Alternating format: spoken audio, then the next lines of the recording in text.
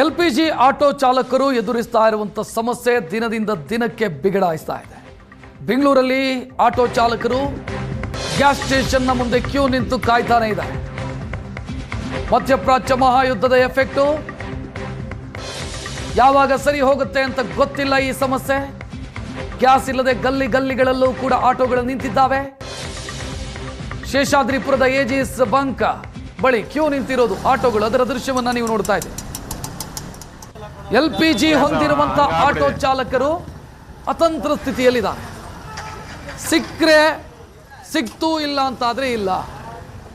ಯಾವಾಗ ಸಿಗತ್ತೆ ಗೊತ್ತಿಲ್ಲ. ಗ್ಯಾಸ್ ಸ್ಟೇಷನ್ಗಳ ಮುಂದೆ ಕ್ಯೂ ಕಾಣಿಸ್ತಾ ಇದೆ. ಎಲ್ಲಾ ಕಡೆನೂ ಕೂಡ ಇದೇ ದೃಶ್ಯಗಳು ನೋಡೋದಕ್ಕೆ ಸಿಗ್ತಾ ಇರೋದು.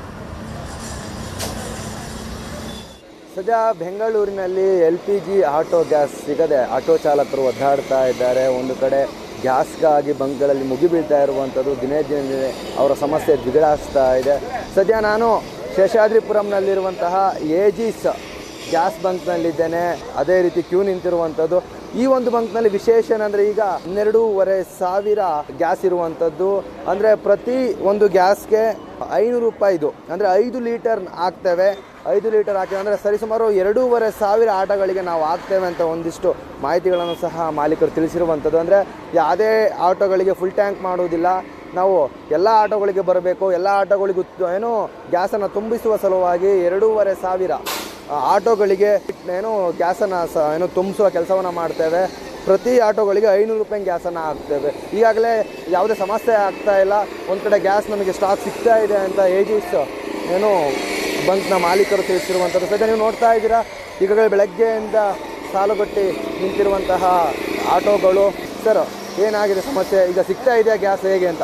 ಎಲ್ಲಿದ್ದಾರೆ ಒಂದೊಂದು ಜಾಗದಲ್ಲಿ ಒಂದೊಂದು ರೇಟು, ಅಲ್ಲೇ ಹೋದ್ರೆ ಒಂದು ರೇಟು, ಇಲ್ಲೋದ್ರೆ ಒಂದು ರೇಟ್ ಇದೆ. ಏನು ಮಾತಾಡಿ ಈ ಥರ ಕ್ಯೂ ನಿಂತ್ಕೊಂಡು ಆಗ್ತಾ ಇದೆ. ಸದ್ಯ ಆಟೋ ಚಾಲಕರು ಹೇಳ್ತಿರುವಂಥದ್ದು ಅಂದರೆ ಗ್ಯಾಸ್ ಸಿಗ್ತಾ ಇದೆ, ಒಂದು ಕಡೆ ಒಂದು ರೇಟು, ಒಂದು ಕಡೆ 90 ರೂಪಾಯಿ ಇದೆ, ಒಂದು ಕಡೆ 100 ರೂಪಾಯಿ, ಇನ್ನೊಂದು ಕಡೆ 105 ರೂಪಾಯಿನ ಮಾಡ್ತಾರೆ. ಒಂದು ಕಡೆ ಇದನ್ನೇ ಮಿಸ್ಯೂಸ್ ಮಾಡ್ಕೊತಾ ಇದ್ದಾರೆ ಅಂತ ಆರೋಪವನ್ನು ಸಹ ಮಾಡ್ತಾ ಇದ್ದಾರೆ.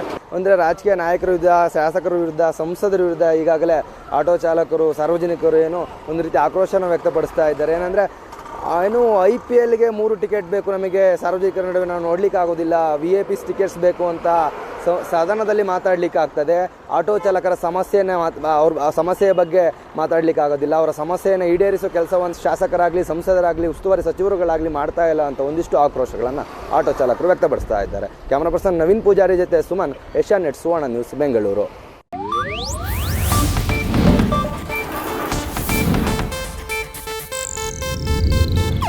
ಇದು ಏಷ್ಯಾನೆಟ್ ನ್ಯೂಸ್ ನೆಟ್ವರ್ಕ್ ಪ್ರಸ್ತುತಿ.